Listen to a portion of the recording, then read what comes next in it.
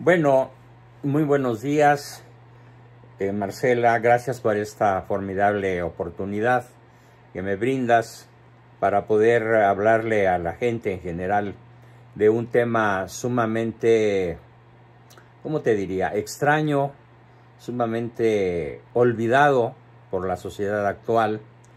Es más, no solo olvidado, sino formalmente rechazado. Y me refiero justamente a las virtudes de orden superior.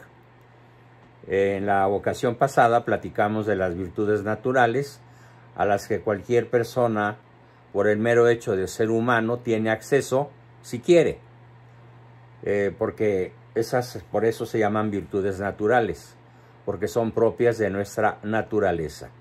Pero hoy no vamos a comenzar a platicar de eso mismo, sino de la continuación, es decir, de aquellas virtudes que con la ayuda de Dios nos forjan el carácter y nos dan soltura, rapidez, oportunidad, alegría en la práctica del bien, ¿sí? Y por eso precisamente el título principal del libro es Solo la persona virtuosa es feliz. De hecho, curiosamente, el Catecismo de la Iglesia Católica me sirvió de inspiración para el título del libro, porque en el Catecismo del apartado 1810 dice: el hombre virtuoso es feliz al practicarlas.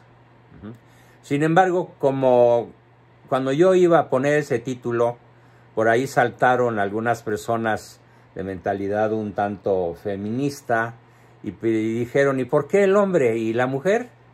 Entonces dije: a ver, espera, pues no te preocupes, mejor ponemos la persona y así quedas complacida, ¿no? Bueno, Y es así una también pequeña... les da un poco de curiosidad también a las feministas y estas Sí, cosas sí, de sí. leerlo. Así que bueno, el catecismo dice el hombre, pero obviamente cuando dice el hombre se refiere al ser humano. No se está refiriendo al varón, ¿sí? Específicamente, se está refiriendo al género humano, a la persona humana. Y lo afirma rotundamente: el hombre virtuoso es feliz al practicarlas. Pero tenemos un problema. Y el problema es que en el hombre herido por el pecado original no le es nada fácil guardar el equilibrio ético-moral. Es más, sin la gracia de Dios, podríamos decir, sin temor a equivocarme, que es imposible lograr ese equilibrio. Claro, la gracia de Dios supone la naturaleza. Es decir, que la persona esté naturalmente dispuesta y abierta en su inteligencia y en su voluntad a recibir la ayuda de Dios, el efecto de la salvación de Cristo para toda la humanidad, que nos otorga la gracia necesaria para perseverar en la búsqueda, la conquista y la permanencia en las virtudes.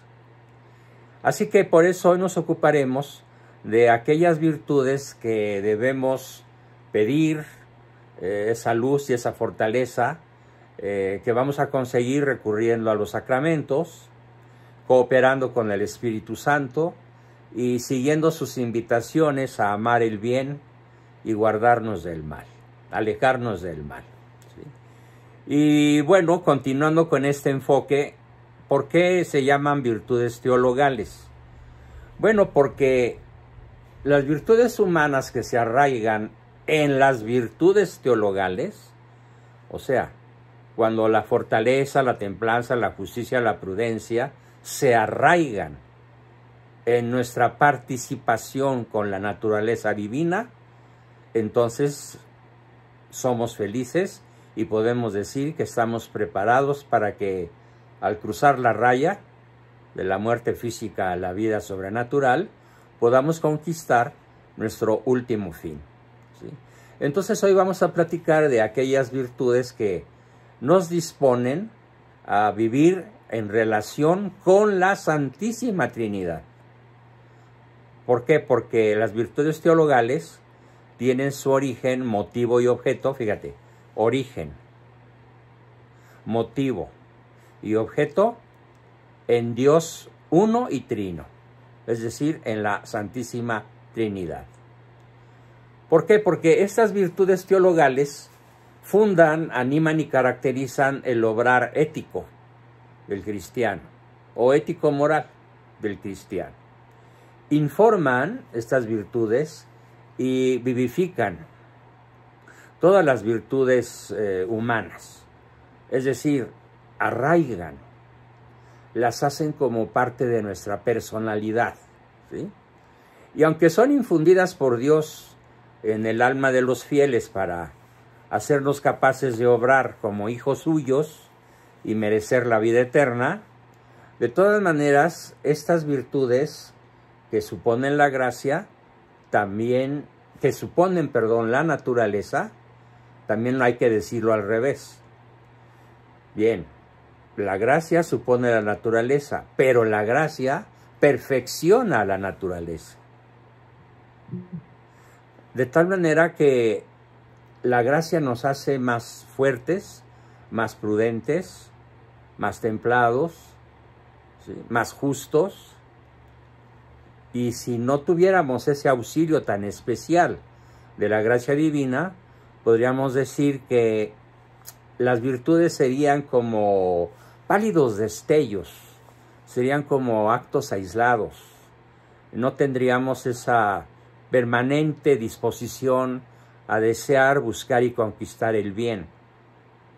Sin la gracia de Dios seríamos como esos ciudadanos comunes y corrientes que quieren ser buenos pero no pueden. Como esos gobernantes que platican de la justicia y de que primero los pobres y de que sus arandajas y sus alaracas verbales, y a la mera hora, ¿qué hacen? Practican el mal. Destruyen naciones enteras. A ver, ¿tú crees que el comunismo nació con la intención de destruir Rusia? Pues no. Lenin hablaba de un futuro maravilloso para la sociedad rusa, ¿sí? Y a la mera hora, ¿qué sucedió? Y Fidel Castro hablaba de un maravilloso destino para la sociedad cubana. Y lo mismo pasó en Venezuela. Y lo mismo pasa en Nicaragua. Y lo mismo sucede en México. ¿Por qué? Porque rechazan la gracia de Dios. Y por lo tanto, aunque sus discursos parezcan la pura verdad, a la mera hora resultan puras mentiras. Esto lo pongo como un ejemplo, justamente refiriéndose al momento que vive la humanidad actualmente, de lo cual ya hablaremos posteriormente, de qué sucede en la ausencia, en el desprecio, en el rechazo a la gracia de Dios. Pero hoy vamos a hablar entonces justamente de las virtudes que por la acción de Dios en nosotros son la garantía de su presencia en nuestra vida y garantía de poder alcanzar la vida eterna. Ahora bien, una aclaración. Sin la participación intencional de la inteligencia que busca la verdad y de la voluntad que busca y conquista el bien, ¿sí?, la gracia no puede penetrar en nosotros. O sea, Dios no nos salva en contra de nuestra voluntad. Digámoslo de manera elegante, Dios es un caballero. Nos prometió, nos dio la libertad y nos la respeta. Por lo tanto, la gracia de Dios no actúa en contra de la voluntad humana, pero sí la tienta, sí la busca, sí la seduce. Y a veces, como a San Pablo, nos tira del caballo. Pero esa tirada del caballo no equivale a privarnos de la libertad de decidir sí o no. Por lo tanto, como dice San Agustín, el que te creó sin ti, pues ¿qué crees? No te salvará sin ti.